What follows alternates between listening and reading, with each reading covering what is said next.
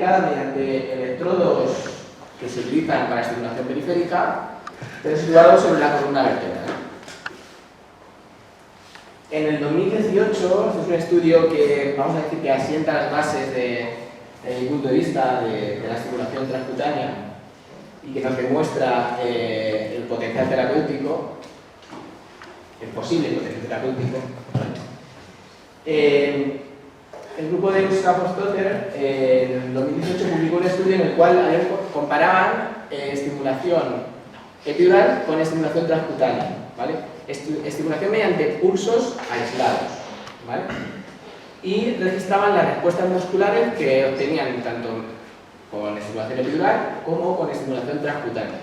Las registraban mediante escenografía y las compararon. Pues ¿qué observaron? Observaron, en la fila de arriba tenéis las respuestas musculares de la estimulación transcutánea y en la fila de abajo tenéis las respuestas musculares de la estimulación epidural, ¿vale?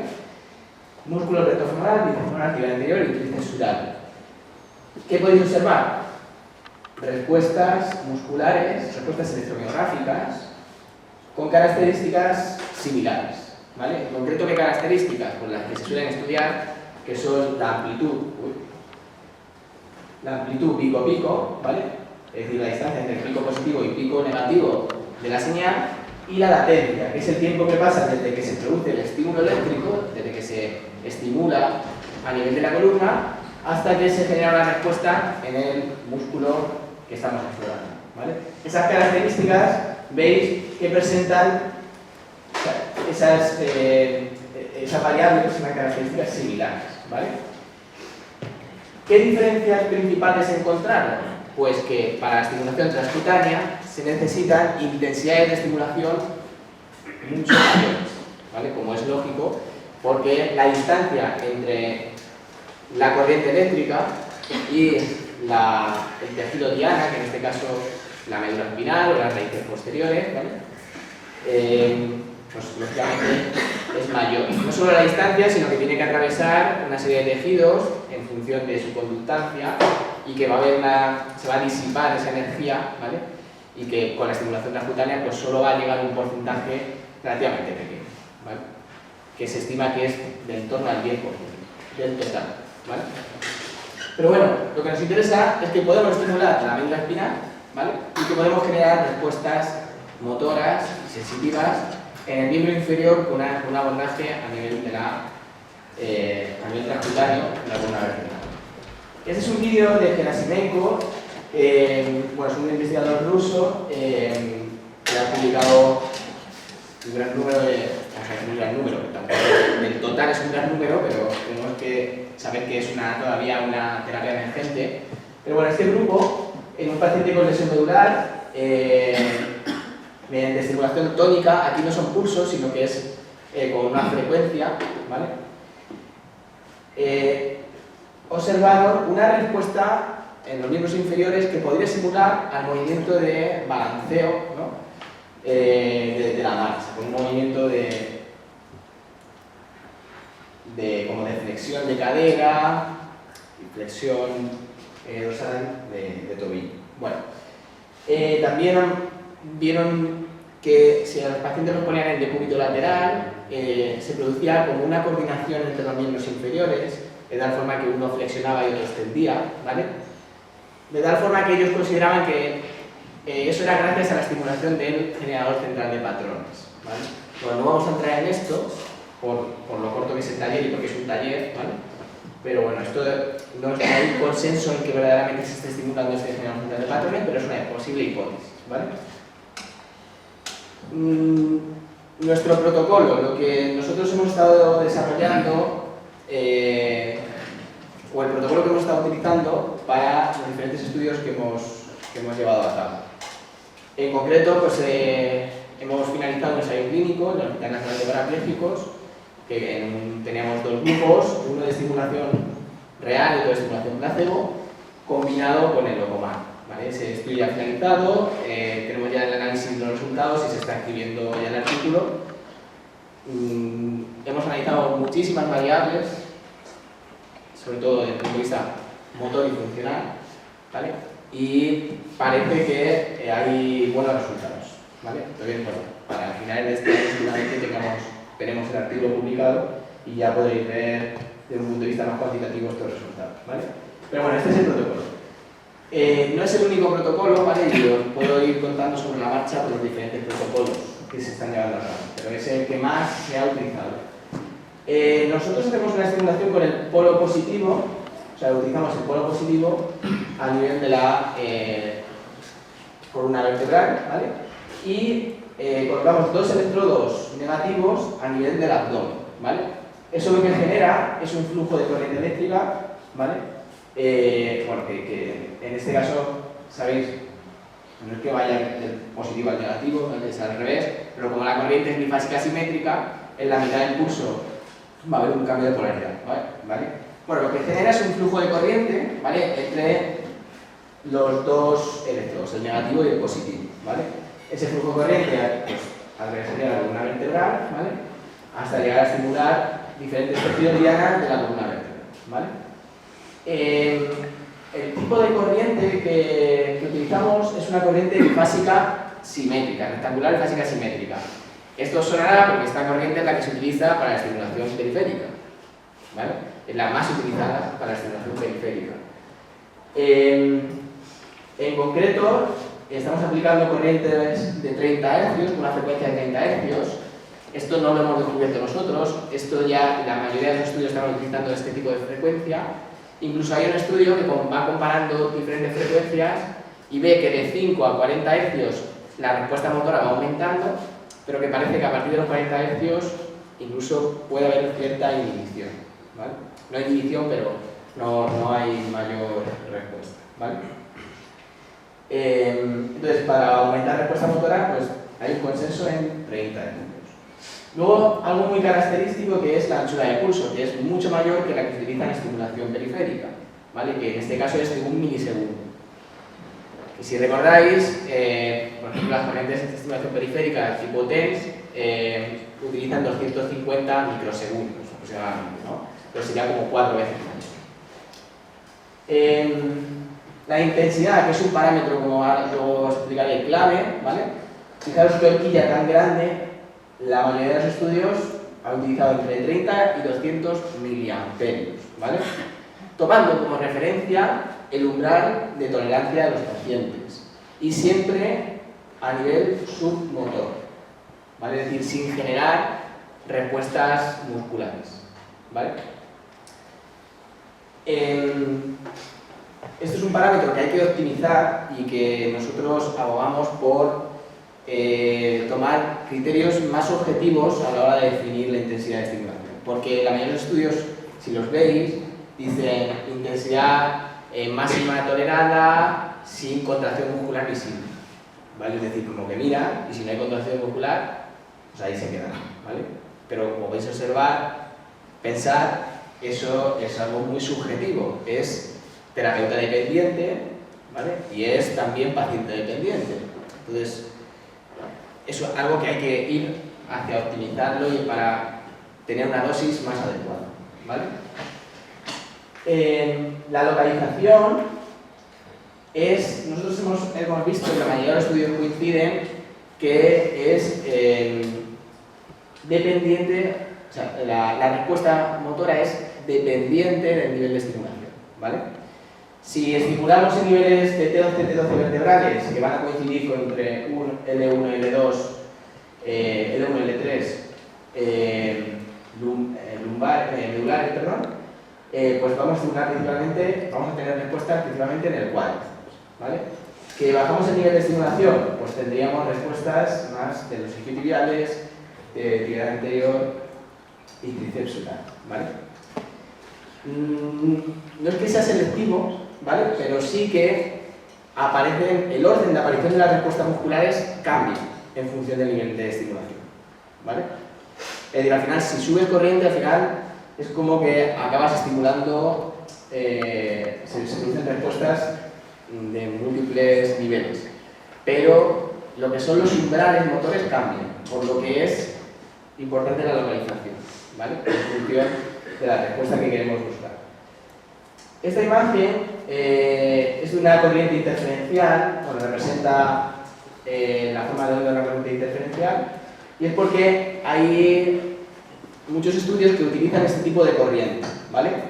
Que no os despiste cuando leáis los artículos, bueno, que no os despiste, porque la estimulación terapéutica al fin y al cabo es 30 Hz, es decir, la corriente interferencial, acordaros que se utiliza como vehículo para generar una corriente de baja frecuencia, ¿vale? A nivel periférico, los estudios nos dicen que en cuanto a efectos, en cuanto al dolor y demás, no hay diferencias entre baja frecuencia y media frecuencia.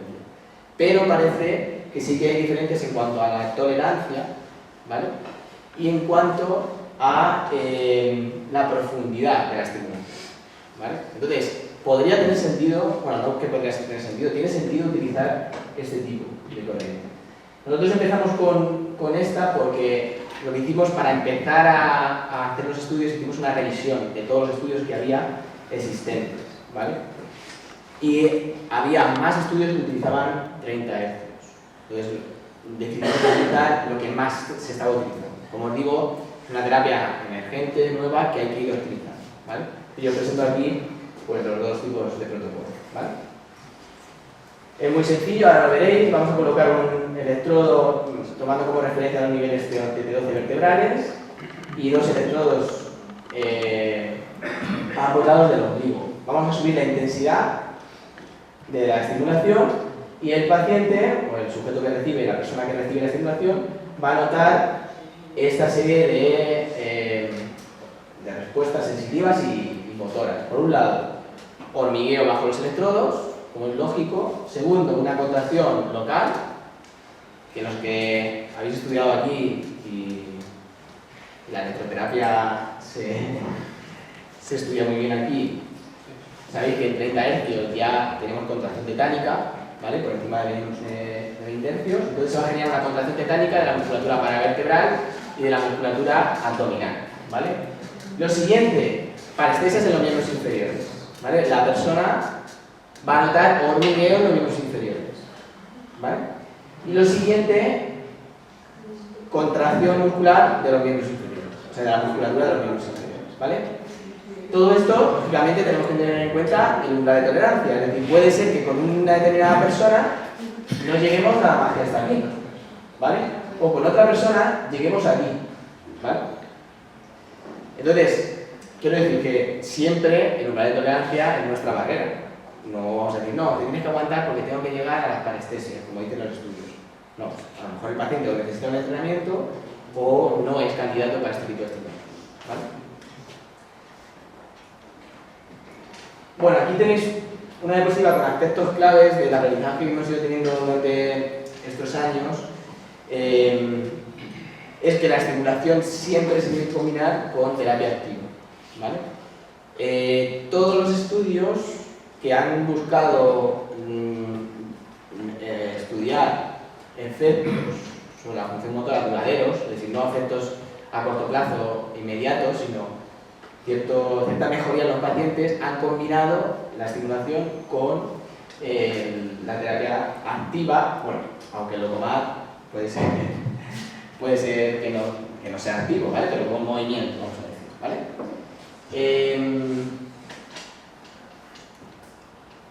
Como os he dicho, la localización, ¿vale? La localización tiene que ser la óptima, ¿vale? En función de lo que queramos buscar en el paciente, ¿vale? Sí que la mayoría de estudios, como a nivel de investigación hay que decidir dónde se pone el electrodo, ¿vale? Pues están estimulando el nivel de T11, T12, ¿vale? Hay algunos estudios que están haciendo estimulación multinivel, ¿vale? Que estimulan a nivel toracolumbar, que estimulan el coxis y que estimulan a nivel cervical, ¿vale? Y que han visto mejores resultados, ¿vale? Nosotros eso no lo hemos estudiado y nosotros hacemos la estimulación a nivel de T11, T12, ¿vale? La intensidad es un parámetro clave. Ahora, a día de hoy, en la mayoría de estudios, como os he dicho, se basan en criterios subjetivos para determinar la intensidad de estimulación. Subjetivos por parte del terapeuta o subjetivos por parte del paciente, ¿vale? Un estudio de mi compañero Diego Serrano, observaron que si nos guiamos por criterios subjetivos de percepción y estimulación del paciente, dos terapeutas con la misma experiencia y siguiendo las mismas indicaciones no se ponen de acuerdo en la intensidad de estimulación, ¿vale? Es decir, aplican intensidades de estimulación diferentes. Y lo que es más importante es que eso repercute en la eficacia del tratamiento, ¿vale? La dosis, como cualquier estímulo, es un aspecto clave, ¿vale? Hay un estudio de dosis hecho en sujetos sanos, en miembro superior, con estimulación cervical, a nivel transcutáneo, que vio que los mejores resultados se obtenían al 90% del umbral motor, ¿vale? Al 90%. O sea, son cercanos al umbral motor, pero submotor.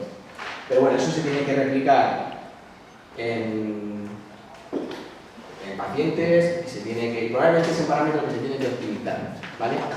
También he visto algún estudio que lo que hacen es aplicar diferentes intensidades, hacen una función motora, tengo en mente una en miembro superior, y donde mejor hace la tarea, con la intensidad que mejor hace la tarea, es con la que se quedan para luego el tratamiento, ¿vale? Y probablemente es algo que a nivel clínico tiene totalmente sentido, ¿vale? El optimizar todos los parámetros. Otro aspecto clave es la postura. Se ha observado que la postura es un aspecto clave y que el decúbito supino y la bipedestación son las posturas idóneas para estimular, ¿vale? La sedentación y el prono, bueno, el prono no es una buena posición y la sedentación parece que tampoco. Determina el umbral de activación, ¿vale? Y también determina la respuesta, ¿vale? Y a nosotros nos surgió, vale, la posición es clave, pero ¿y la descarga del peso corporal? Porque la mayoría de los pacientes que ahora le vamos a poner esta estimulación, les vamos a generar algo de soporte, ¿vale? ¿Cómo influye esto en los umbrales motores? Bueno, pues vimos que cuando descargábamos el peso al 50% y al 100%, es decir, cuando generamos una descarga, el 50% o una descarga total, los umbrales motores aumentaban, ¿vale? Necesitábamos más intensidad para despolarizar, para generar respuestas motores, ¿vale? Por lo que pensar, si se hace una traslación a la clínica y digamos umbrales motores en supino, sabemos que en descarga van a aumentar esos umbrales, ¿vale? Y que ese 90% ya no va a ser el mismo en supino que en bipedestación con descarga, ¿vale? Bueno, vamos a pasar ahora a la parte práctica y si queréis luego pues entramos a preguntas, ¿vale? Necesito un voluntario, el voluntario de antes va a ser difícil mejorar, ¿vale? Porque tenía umbrales de tolerancia muy altos, entonces alguien que sepa que tiene umbrales de tolerancia altos a la estimulación eléctrica, que tolera bien la corriente. No os hagáis todo de golpe, que tengo solamente una camilla y un estimulador. No, dale. Que creía que no salía nadie, entonces, pero si no... Necesito como que te subas a... Sí, también. Duodécima costilla, pero que nosotros utilizamos, o yo en concreto, utilizo crestas ilíacas, ¿vale?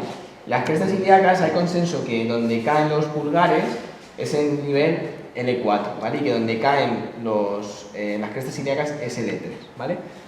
Tampoco, o sea, es relevante, pero como luego podemos ir, esto no lo vamos a implantar en el electrodo, sino que lo vamos a poner sobre la piel, o sea, podríamos modificarlo en cualquier momento, ¿vale? Entonces, contando, pues sí, hemos dicho que es L4.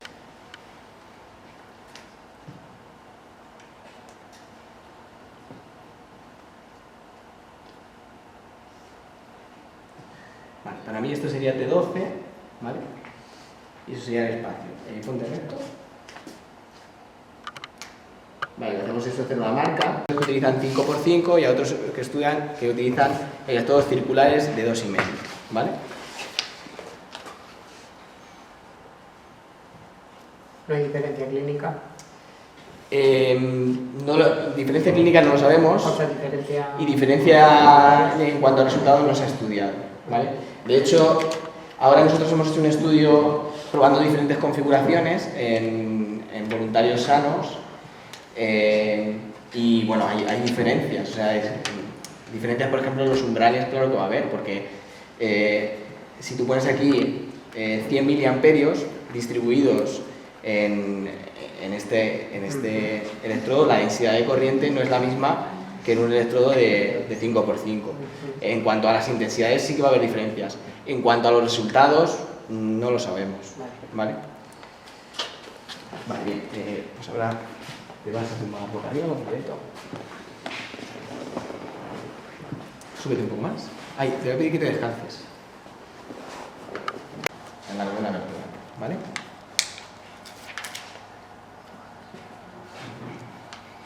Vale, a ambos lados del ombligo.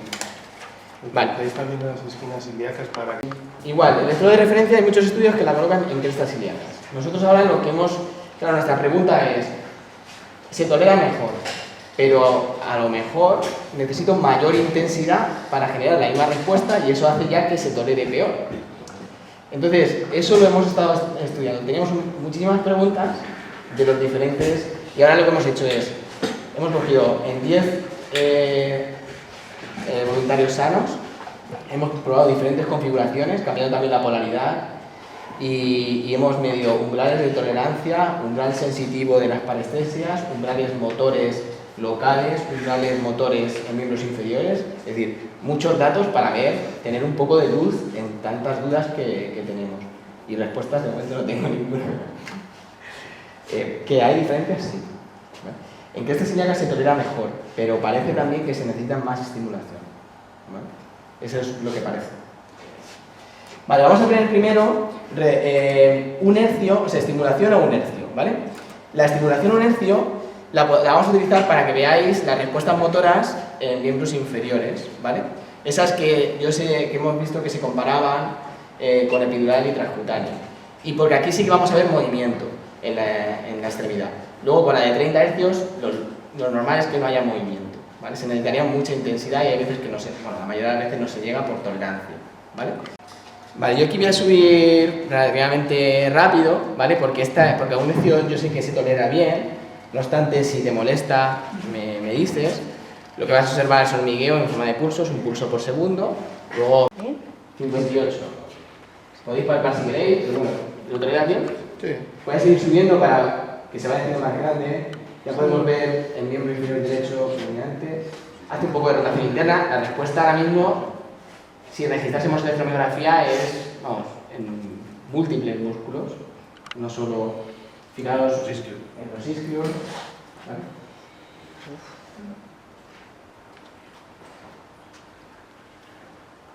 Y bueno, ya se ve, no hace falta que os creáis nada, ¿no? Voy a bajar para un poco determinar así de forma rápida su umbral motor visual, como hacen en los estudios, ¿vale? Voy a ir bajando, cuando ya dejéis de ver respuesta, para que veáis luego a 30 Hz si nos acercamos o no a su umbral motor. Ahí yo sigo viendo, ¿vale? Sí. Yo sigo viendo un poco.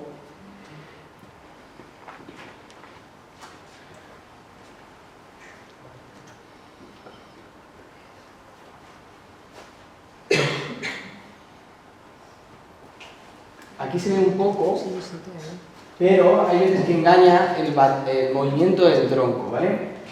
Entonces, por eso este tipo de forma de fijar la intensidad no es lo correcto, ¿vale? Pero es lo que se está haciendo.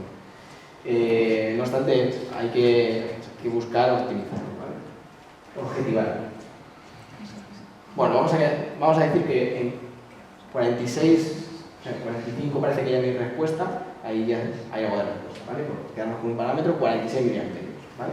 O sea, eso podríamos decir que es su 100%, el umbral motor. Os he mostrado que en el miembro superior pues se diría que el 90% sería como donde han visto mayor respuesta. No obstante, los estudios toman como referencia umbral de tolerancia, es decir, yo voy a subir ahora la intensidad de la corriente hasta que tú puedas aguantar, que sea tolerable, ¿vale? Y que no haya contracciones, ¿vale? Que no haya una contracción en el miembro inferior, ¿vale? El umbral motor es sin respuesta a 30 Hz. Eso es. O sea, umbral motor en pulsos. O sea, coges el umbral motor a un hercio y lo extrapolas a cuando lo haces luego en También eso habría que verlo. O es Porque o los umbrales pruebas de motores, 30 hercios. a ver, los umbrales motores normalmente se hacen con pulsos aislados, no se hacen con, igual que cuando se analiza la onda M, ¿no? Y la respuesta motora de la motoneurona, se hacen con pulsos aislados, no con frecuencia. ¿Vale? Y el ancho de pulso ahí era 1 milisegundo. 1 milisegundo, eso va a quedar igual, ¿vale? Ahora voy a poner 30 Hz, que es la estimulación, y si con él queríamos tener un efecto terapéutico, pues aplicaríamos, ¿vale? O sea, lo que aplican los estudios y lo que aplicamos en el ensayo clínico. Y ahora voy a tomar como referencia tu umbral de tolerancia. Vamos a ver cuánto se queda, porque ahora no vamos a ver respuesta en miembros inferiores. Bueno, no, lo lógico es que no, ¿vale? Me va diciendo si lo aguantas bien. Lo que sí vamos a observar es una contracción tetánica de la musculatura abdominal y paravertebral, que bueno, en este caso no lo vemos.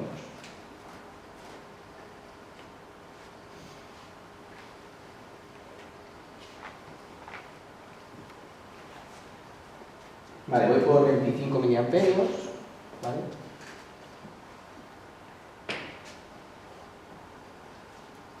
Tú puedes decir cómo es, de confortable o no confortable, Sí, doloroso, se nota.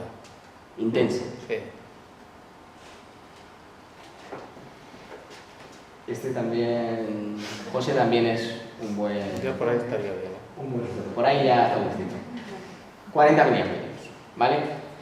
Sabemos que si nos esperamos un poco se va a acomodar y podemos subirle un poco más, pero fijaros, se ha quedado muy cerca de ese umbral motor, ¿vale? Y nada más, o sea, no es un protocolo que en realidad es sencillo, que tiene efectos, o sea, potenciales efectos terapéuticos solamente en ese nivel. Si estimulamos con un electrodo de 9x5, de 5x5, hay tantas dudas, ¿no? Pero bueno, también es lo bonito de esto. Los estudios buscan por las siglas TSCS o Transcutaneous Spinal Cord Stimulation, ¿vale? Y podéis ver diferentes ¿no? El tiempo de aplicación has dicho que eran 20 minutos, ¿verdad?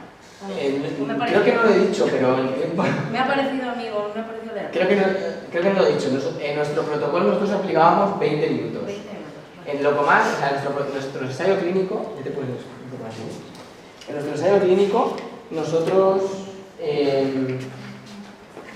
aplicábamos 20 minutos de estimulación dentro de una sesión de 40 minutos de Locomar, ¿vale? Es decir, el paciente tenía 40 minutos de Locomar y los 20 minutos centrales le aplicábamos estimulación. Ah, vale, o sea, 10 minutos, 20 minutos con el En nuestro estudio, 10 sí. minutos. Vale. Sí, porque era una forma, sobre todo los pacientes cuando empiezan, claro, es como muchos estímulos, ¿no? Entonces, si lo ponemos todos juntos, te acomodas a Locomar y luego pues empezarías con la estimulación.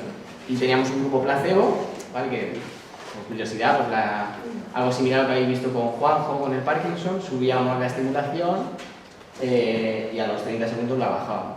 Y toda la sesión estaba a cero. A los 20 minutos volvíamos a subirle un poco para que se fuese con la sensación de que ha recibido estimulación, ¿vale? Vale. Buen pie. Oye, ha dicho vale, pues La vale. me imagino que quiere decir que como cualquier otro electroestimulador se puede hacer diariamente. Está en una pieza. Nosotros hemos hecho 20 sesiones, 5 sesiones por semana. Sí, diarias. Sí. Como era un taller, nos hemos metido en ver estudios, en ver resultados y así, pero bueno, sí, la mayoría de los protocolos que han visto efectos duraderos, o sea, con un seguimiento, los seguimientos tampoco son muy grandes, son de, creo que el más largo es de 12 semanas, pero esos estudios han hecho sesiones repetitivas, 20 sesiones.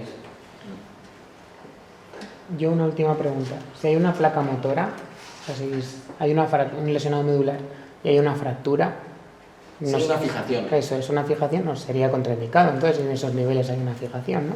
A ver, contraindicado, no sería contraindicado, de hecho hay algún estudio que lo aplica, en estudios de serie de casos, porque es una corriente que es bifásica, Vale. Entonces no tiene efecto polar. Pero nosotros en nuestro estudio los descartábamos, porque claro, que no esté contraindicado no quiere decir que no pueda tener una influencia en el efecto terapéutico y que te pueda pues, camuflar o influir, ¿no? Vale. En un principio, por principios físicos, no está contraindicado. De hecho, hay un estudio que sí que lo aplica.